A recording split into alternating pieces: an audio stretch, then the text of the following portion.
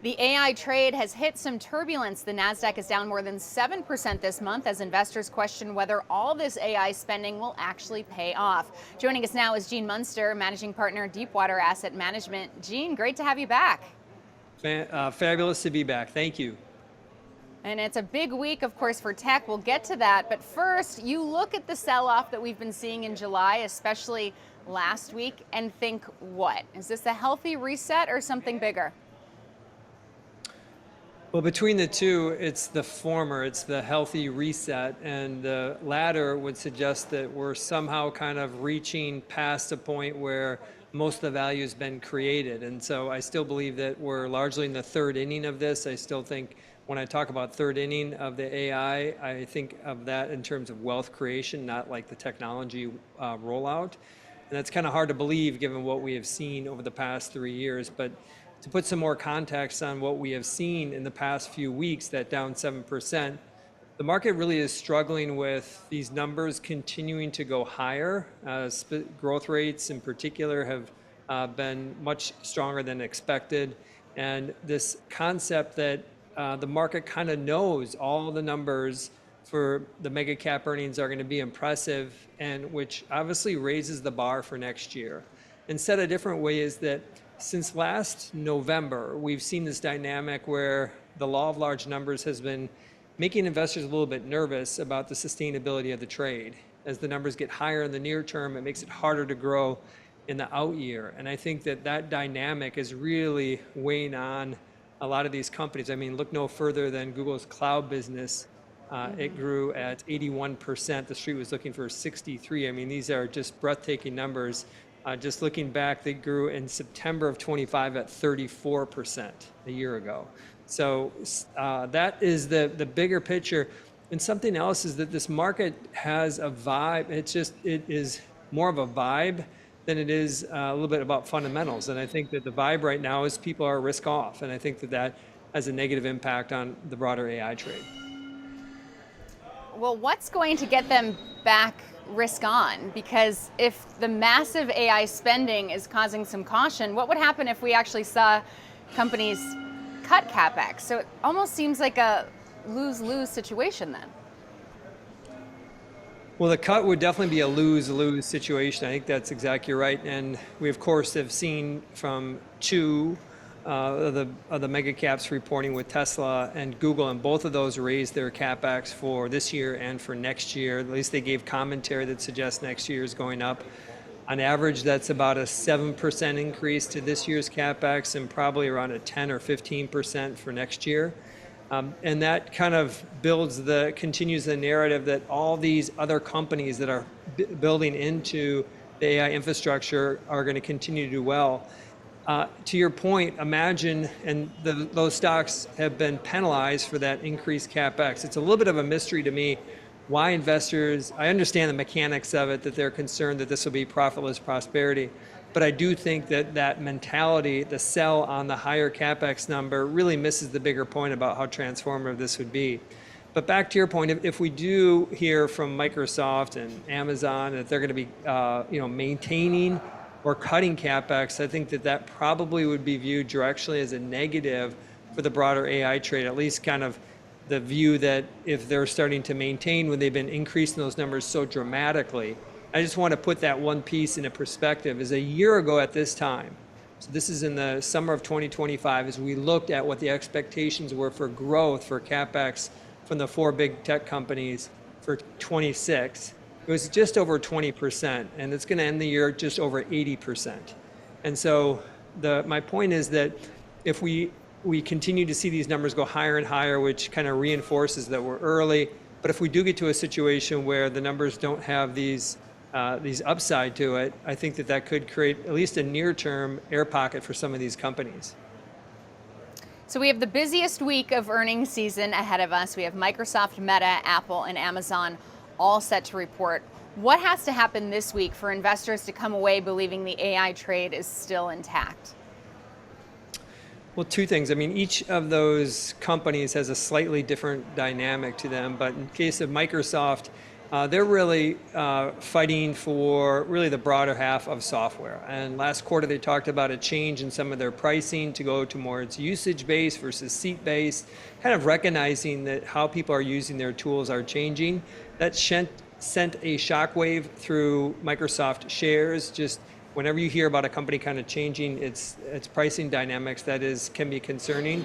But I think that's going to be an important piece for investors to hear, is that AI is being a positive force for Microsoft's growth. Of course, we saw the IBM numbers, their software business missed. It was a small miss, but it is so rare for the IBM to miss their numbers. So I think that's kind of the IBM piece, what they need to see there. In terms of Meta, the big question is, what are they doing with their proprietary model, and separately getting potentially into the cloud business? I think investors are going to want to hear more about that. That, of course, is highly likely they will do that. They've talked as much about that. But the question about how much CapEx, if they end up blowing up that number, my guess is that's probably negative for Meta. But that's going to be one of the big X factors beyond what the advertising number is. And of course, with Apple, they hit a milestone, and the milestone was related to personalized AI, and the new Siri went to beta a couple weeks ago, and the feedback so far, and present company included in using it, is that it really is a game changer in terms of how you can get value out of your phone. And so if we look at the current growth rates for iPhone for the June quarter, it's 21%, 18% for September, and next year TheStreet has that going down to 7%. I suspect that even with the higher prices that Apple on average raised their price by 15% about a month ago, even with those higher prices, I suspect that the growth rates next year will be measurably higher than where TheStreet's at, because I do believe we're starting to enter into a consumer upgrade cycle around AI, and Apple will be one of those beneficiaries. So unfortunately, there's not one narrative that's going to kind of capture all three, but those are kind of the three pressure points for each of them. Which of those four companies has the most to prove this week?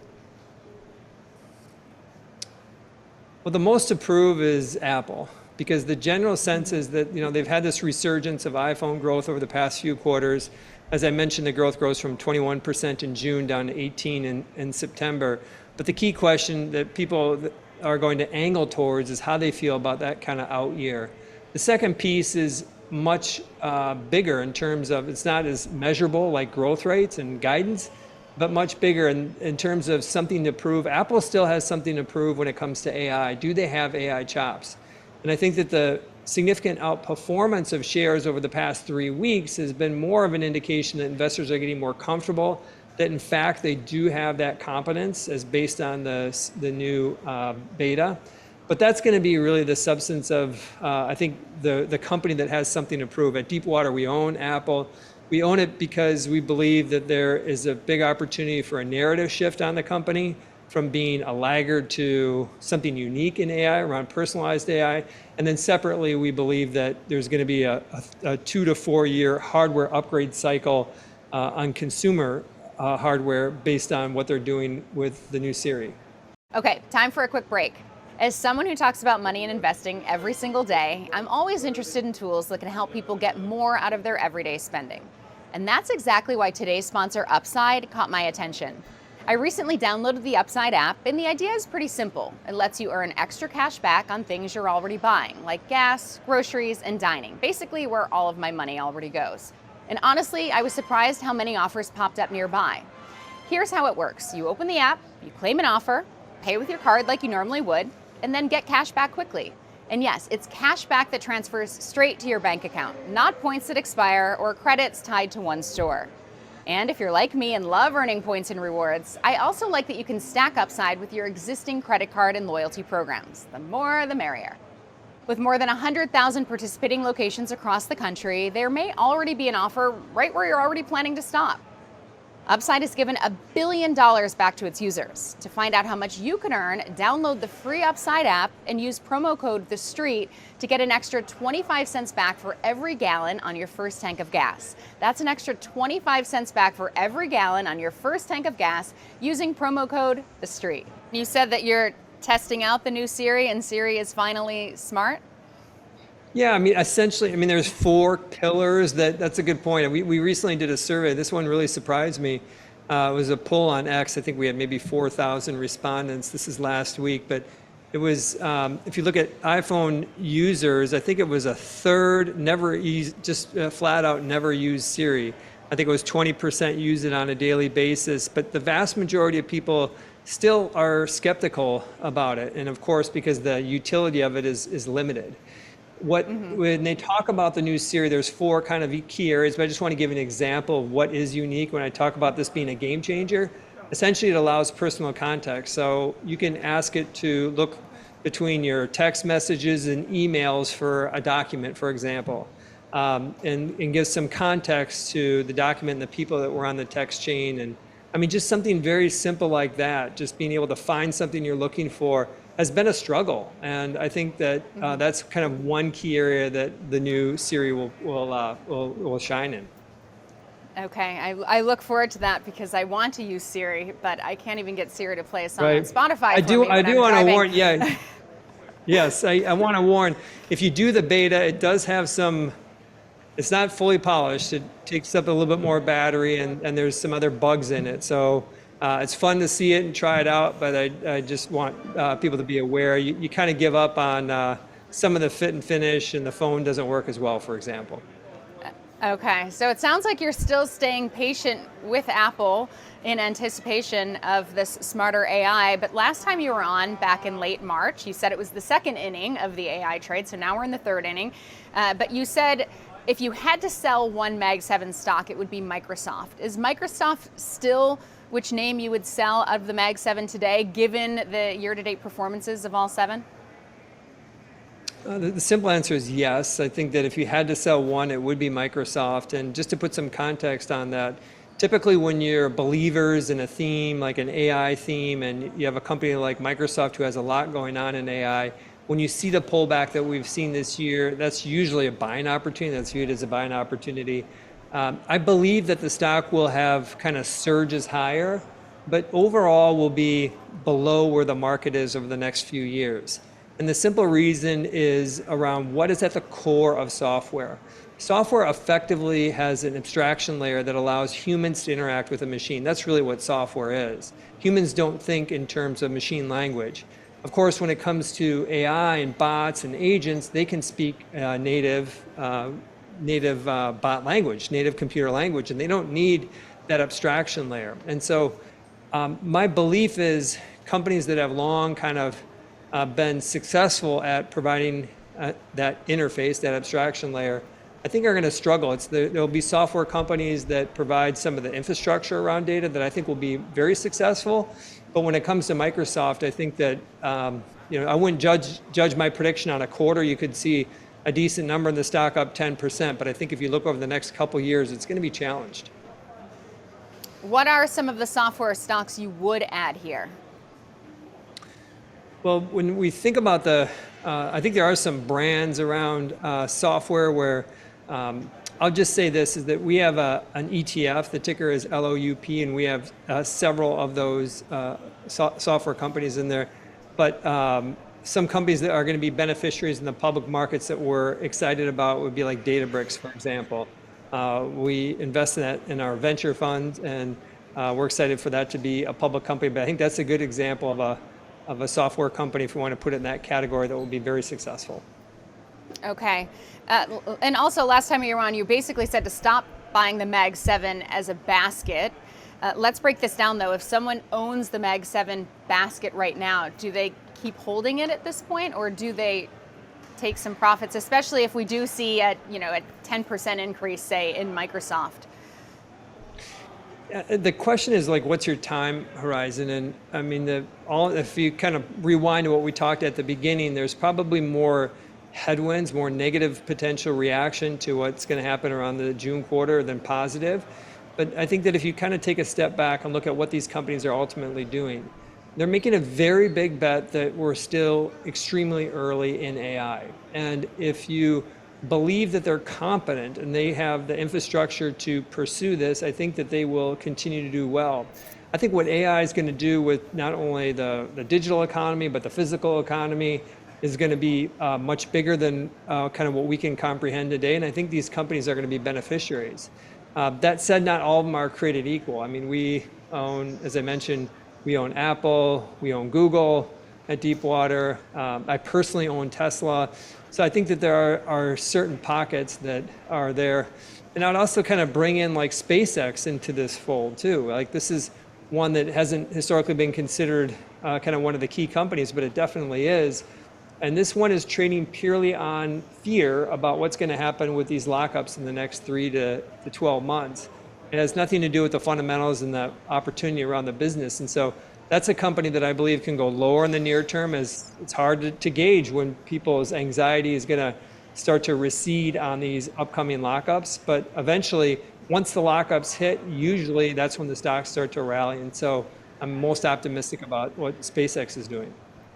We also see Tesla down 30% year to date, and you recently raised the odds, I saw on X, of Tesla and SpaceX coming together from 80% to 90%. So if I'm putting new money to work today, should I buy Tesla or SpaceX? Well, I think it's 90%. It might take a year or two. And I talked about that lockup with SpaceX. I think the shares rally once we get very close or once the lockup happens. And that's going to be starting the next 3 months. And so I think you can see that revision. I think it's probably best just to own SpaceX in this case. But yes, I think that the probability has increased. I think this has been a pretty well-traveled rumor since the SpaceX IPO. What really stood out for me, the reason why I bumped up my odds was on the earnings call, they let that question in about whether it makes sense for these two companies to come together. Elon answered the question, then the legal team answered it, kind of stepped in, and then Elon took the mic back to elaborate on all the goodness that can happen between the two. And so I think just overall, they're going to come together. It's going to be really an AI powerhouse when you think about what they're doing in physical AI with Tesla and then what SpaceX is doing with vertical AI. Okay, so Gene, if this still is early innings here, the third inning, who are the next winners? Well, the big ones that we don't know about, I'd say this is that all these companies we're talking about are good. The big ones are good companies. Most of them are good companies to own for the long haul. I would say Microsoft, with the exception of Microsoft. I think there's going to be a new class of companies that are going to be really impactful. I mean, if you look at, I mentioned Databricks earlier. I think that the core model companies will be highly successful IPOs, that of course being Anthropic and OpenAI. Companies like Anduril, what they're doing in defense tech, I think is, I don't know when they're going to go public. They've for the last couple of years, they've talked about going public soon in the next couple of years. But I think that those are kind of the companies that I think are going to be really exciting. So it's the SpaceX, it's Anduril, it's Databricks, Anthropic, OpenAI. I would even put OpenAI in that category. So what's the kind of bigger picture is that this leadership that we're talking about right now has really been in place for the last 15 years, essentially. And I think that when we kind of fast forward a year from now, I think we could have just 2 or 3 or 4 new companies that are going to be very impactful and really exciting for investors. If you could only own one of those for the next 12 months, which one is it? Well, it would be Anduril on the private side. I mean, because they will go public eventually here in next year or two, and I just think what they're doing is so unique. And how do you value? I mean, people think of this as like a defense robotics and AI company, but at the end of the day, this is the future of defense. It's the future of war. And how do you value like peace? I mean, there's some very high level. It's a very recurring business too. I think that detail gets lost on the Anduril story. For those of you who don't follow Anduril, the last valuation was close to $100 billion, but still relatively small compared to these other companies. But they have a business where they sell these AI drones, and you got to imagine that if you're the U.S. government or one of the allies, and you've got a drone that's 3 years old, you probably want to replace it just like your phone. And so there's a powerful kind of upgrade piece that's built into their story. Okay, and just to kind of summarize before we get into rapid fire, you basically would say that of the Mag 7, the only one you wouldn't be comfortable adding here is Microsoft? Microsoft, that's right. Yep, I would throw SpaceX into that group. I think that's a good one to own long term. Gene, there are a bunch of winners too that have had down months. I'm taking a look: Corning, SanDisk, Marvell, Intel, Lam, Micron, ARM, all down 20% or quite a bit more. And then names like Palantir, that has actually had a good month but is down double digits year to date. Do any of those names look attractive to you right now? I think they do. I think on the memory side, for example, is still a big opportunity. We, of course, saw this breathtaking IPO in China on a memory company, the CX company, and ultimately, I think that there's more room to go with memory. Just to put some perspective on that, if you look at Micron, for example, in the December quarter, they added one new customer for a 5-year duration. That's the first customer they ever had. And then on the March quarter, they added 7 customers. So when you see that kind of jump going from an unheard of concept of a company of memory adding a 5-year plus large customer, similarly, Intel increased the number of long-term contracts that they've had. I think they added 5 in the June quarter. Typically, they don't have customers that lock up for multi-years. And so I think specifically on Micron on the memory side is a big opportunity. I think other companies kind of on the infrastructure side, Vertiv, which is on the cooling side, and companies like Coherent, which is on the optics side, all parts of building the infrastructure on the data center. I think they'll all be beneficiaries and really capitalize on that third inning approach. So just to sum it up for us then, how do we figure out which names are ultimately going to be the long-term winners and which will be the losers? Well, I think that the biggest piece is there is going to be a rising tide here, and you have to make a decision: is software part of that rising tide or not? And so that influences a big piece of what we're doing. We talked about that earlier, but when you think about kind of the long-term winners, I think that we're still at a pace where custom silicon companies like Marvell and Micron are continue to, I think, going to have another few years of better than expected growth, and I think those shares will be rewarded. And then I think you think about the kind of the big infrastructure plays, companies like SpaceX and Tesla, Apple with kind of a re-rating of the multiple higher based on AI competence. I see those as some of the biggest opportunities over the next 2 to 5 years. Okay, all right. I think this is a great time to pivot to our rapid fire round of this or that. Quick questions, quick answers, no hedging. You've played before. Are you ready, Gene? I'm ready. Let's do it. All right, here we go. Tech sell-off, cause for concern or temporary shakeout? Temporary shakeout. Buy any dips or wait for lower? Wait for lower. Tech stock on steepest sale right now? SpaceX. One tech stock you'd avoid that's not Microsoft? Not Microsoft. Salesforce. High AI spending, panic or opportunity? Big opportunity. Bigger bet, memory stocks or hyperscalers? Hyperscalers. Best AI infrastructure play that isn't NVIDIA? SpaceX. Alphabet or Tesla? Tesla. Meta or Microsoft? Meta. Palantir or Oracle? Palantir. IBM dip, opportunity or trap? Value trap. OpenAI or Anthropic? OpenAI. OpenAI or SpaceX? SpaceX. If you could only buy one here, SpaceX or Tesla? SpaceX. Apple's next product moment, hardware or software? Software with a new Siri. Best positioned Mag 7 name for the next 12 months? Apple. Bigger opportunity, robotics or autonomous vehicles? Autonomous vehicles. Best private AI company to own right now? Andrew. And then the big question is, how do you own it? You own it in the private market. Finish these sentences. this AI cycle ends when? 2028. Okay, so basically when 2 years pass. Oh, okay, yeah. When I say that the cycle ends when we start to see across the board diminishing margins. I mean, that's going to be kind of the catalyst, but I still think we're 2 years away, 2+ years away from that. I'd get worried about tech if China took over Taiwan. the next leg up in this market needs what? Accelerating growth outside of Meta and Google.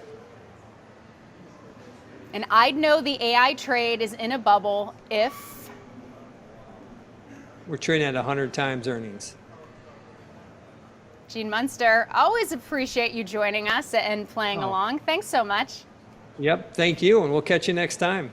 If you enjoyed this Street Talk, check out my full interview with George C. He says the market is at a major pivot point and lays out exactly where investors should be putting money to work next.